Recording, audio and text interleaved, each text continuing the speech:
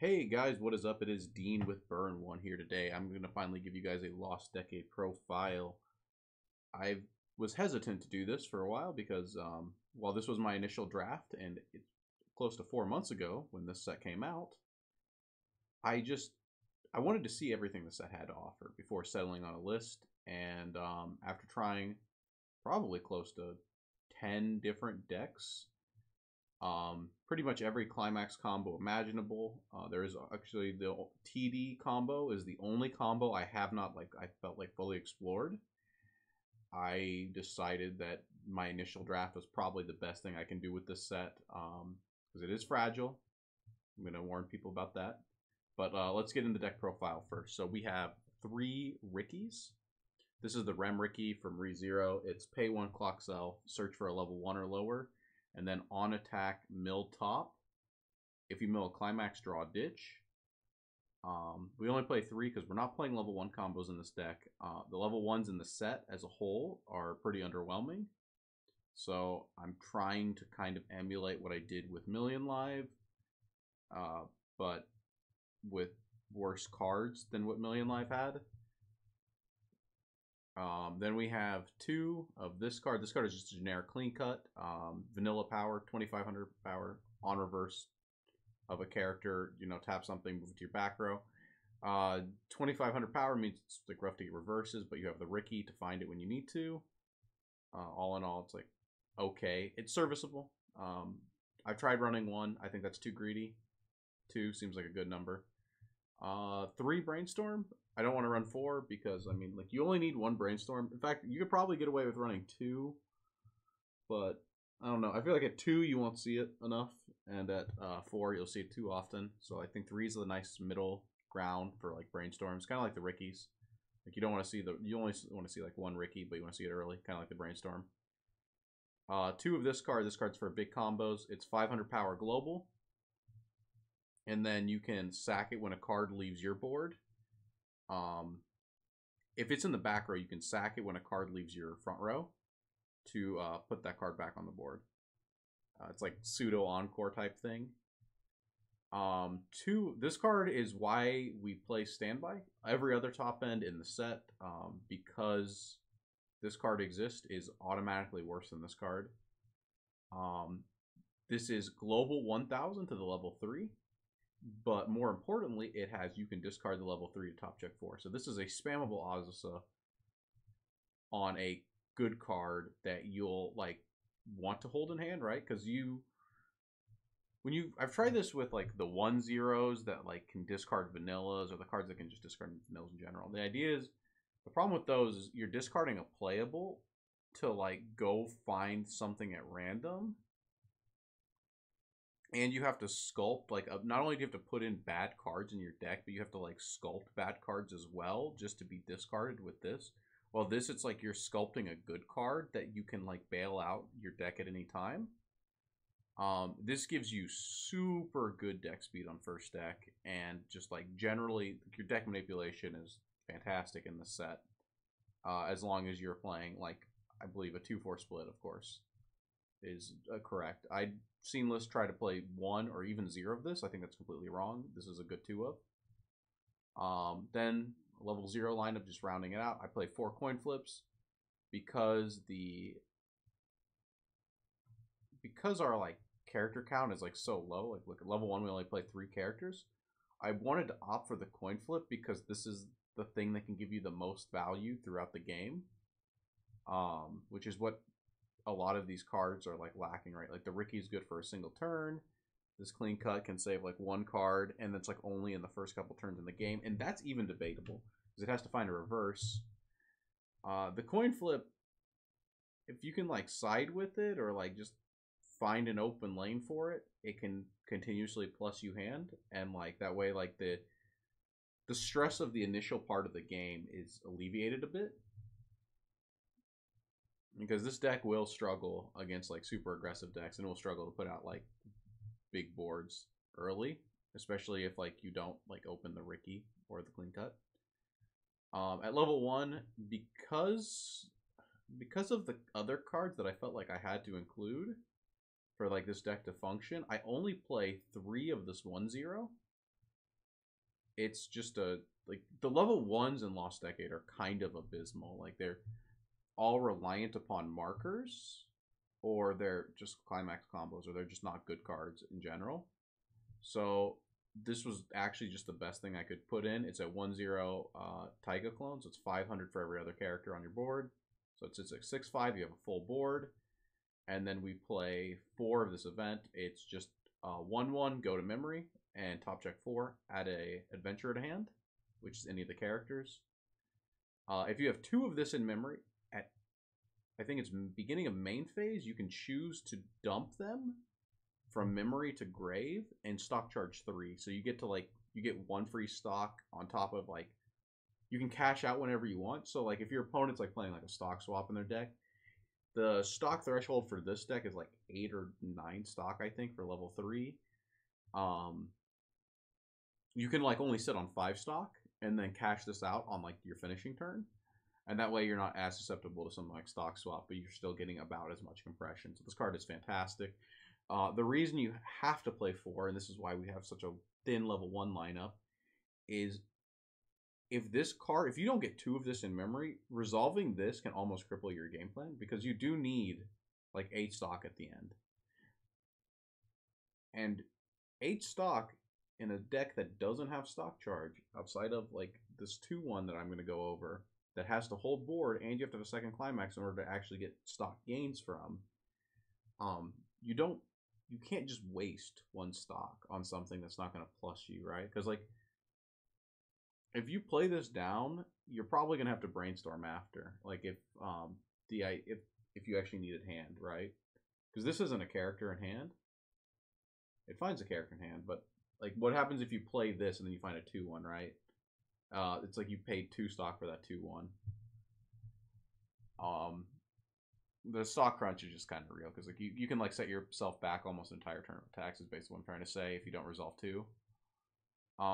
Then we have this 2/2. It's 1500 to front, and it is global 1 soul to this, and as a climax combo we don't care about, but it is a global 1 soul to your level 3, which has some nice interactions later. More importantly, I think like your level 1, because you try to wall up at level 2, is you're going to play down like 1 to 2 of this, and you're going to stand by this behind it. You'll probably end up losing a lane with the coin flip or something else.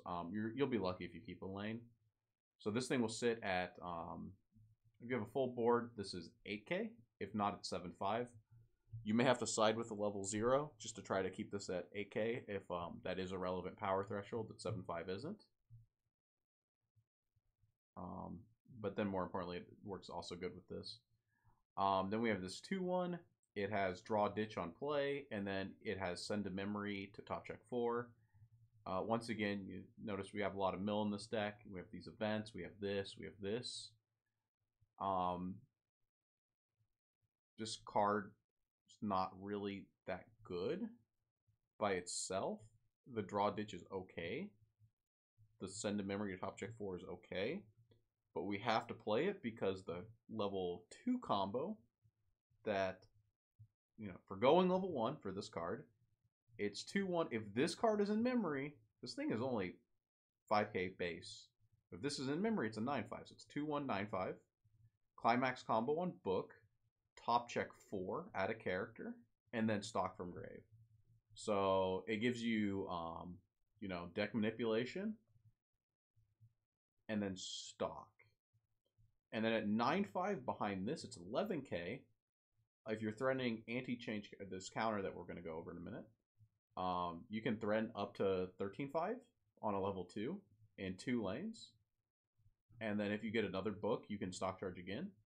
So this is where the deck can really snowball if you have like a good 2. If you can get this off 2 turns in a row, you've probably won the game. Just off of that. Like you get so much advantage off of that. Then we have a generic sack counter. Sorry about that. This is just 2/5 power, pay to sack a character, anti-change.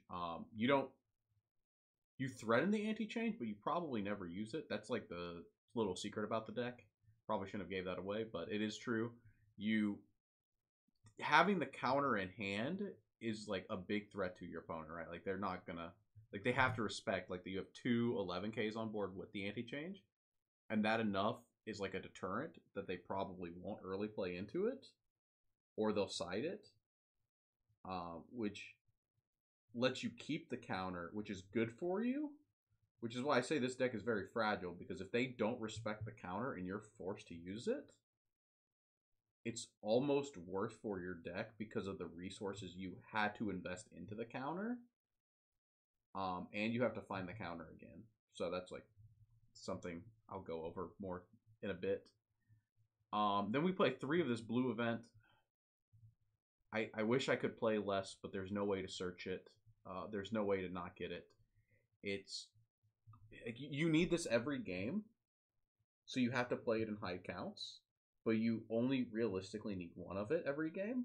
So it feels really bad having to put 3 of this in the deck, but there's no way to not put 3 of it in the deck, right?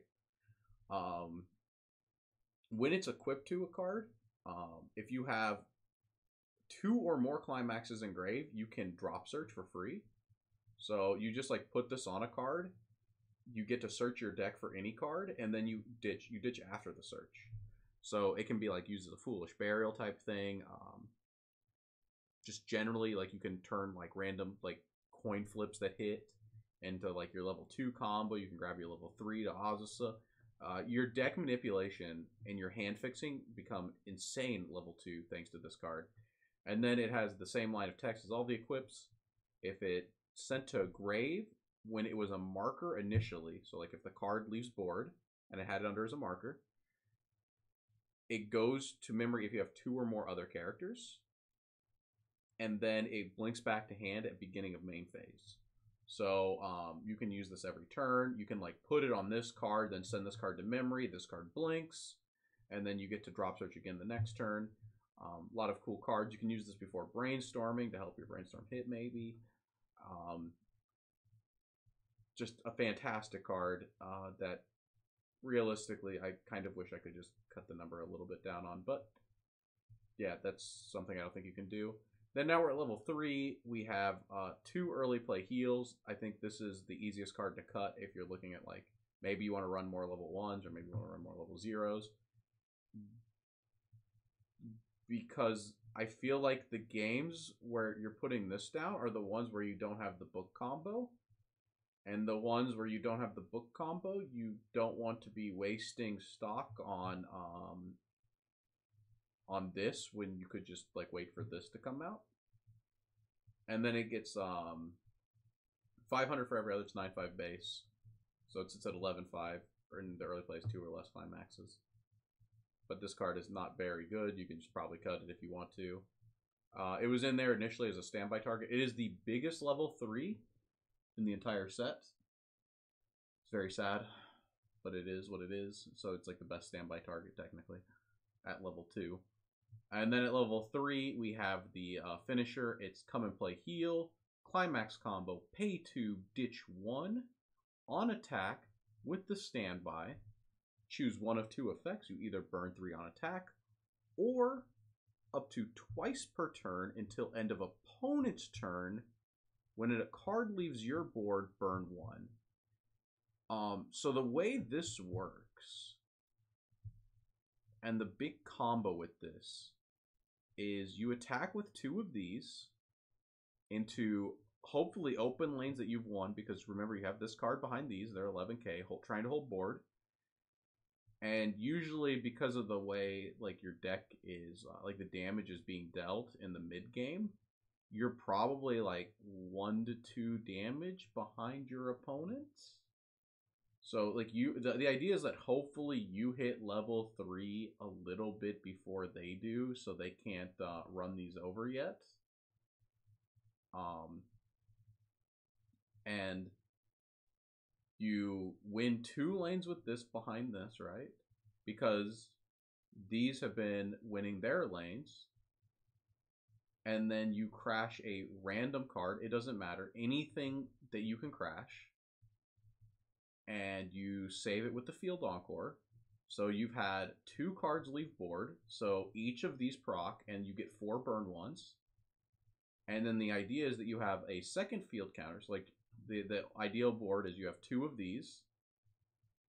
2 2 of these in the back and the sack counter in hand, and then random card, crash random card, save it, burn 1 4 times.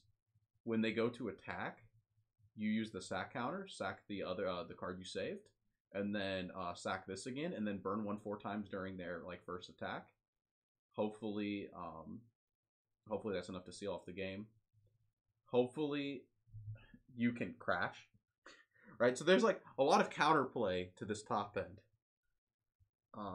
But I think it's like the best one because like even if they counterplay, it's like you just burn 3, right? If they deny you reverses, it's bad. If they force you to crash the Pandoras, you can only get like the initial 4 burn ones. Because if they wall them all out, right? Like you get the 4 burn ones and then they're gone, so they don't get the effect on opponent's turn anymore. If they play things like blinkers or bouncers, of course they can deny you the other burn ones. So there's a lot that has to go right for this top end, but I do think that like when it goes off, 8 burn ones is a lot. That's a lot of like reach. And then some more of the like other cool plays with this deck that I didn't go over is, so like this 2/2 is a global soul to this thing, right? So it's swinging for 4 if you keep it in the, like let's say you don't do double saver, like this thing somehow got stuck in stock or something and you got stuck in clock and you just can't get it out, right? And you have like one of these on board and you're swinging for game, right? This thing's swinging at 3 soul base, it's swinging an open lane for 4.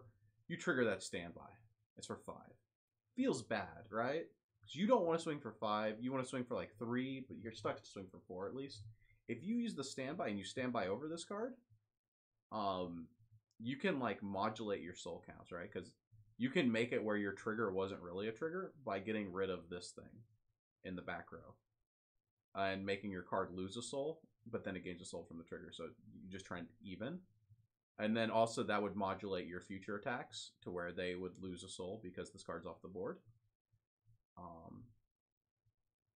Against decks like Rider with Fate, a play you do have is instead of going for the burn ones, you can put down these in the front row and have double of this because like you stand by 1 in the early game, right?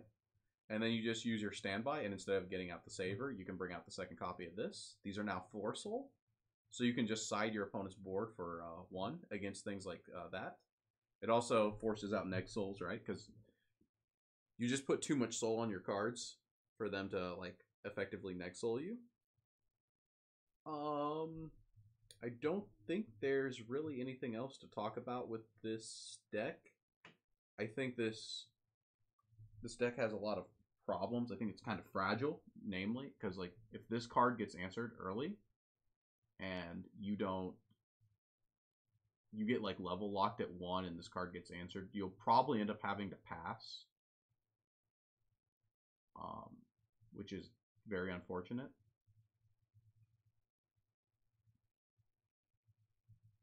And I think the other weak point is just the stock threshold for this.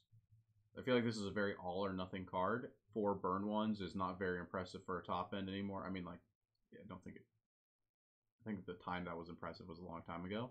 8 is, but to get to 8, it's like all or nothing. You have to have double back row this card to win 2 lanes with this and crash. Very all or nothing top end, so that's like another weakness of the deck. But I think this is the best thing Lost Decade's got. If you got something better, you know, let us know. I'm always down to try other people's lists, but this is what I legitimately think is the best after trying over 8 or 9 decks. But stay tuned for next time. I'm going to be doing a Lost Decade set analysis. I'm going to go over kind of like all the cards, all the combos. I did it with Million Live. I only want to do that with sets that I really feel like I've explored. Not with, you know, random sets that I've picked up, you know, maybe played 2 to 3 games with like 4 or 5 different decks that don't really matter. And I feel like with Lost Decade now, I've explored the set enough to give you guys a really good in-depth analysis. And if you guys like that, I can put out more videos like that, but those are going to be a lot longer. They're a lot more work. So let me know what you guys think. And also, let me know what you guys think about me doing this on Encore decks instead of physically. Because I know some people wanted to see physical cards, but I feel that the Encore Decks lets me explain cards and explain combos without so much, like moving cards around and just being generally disorganized. But until next time, this is Dean signing out.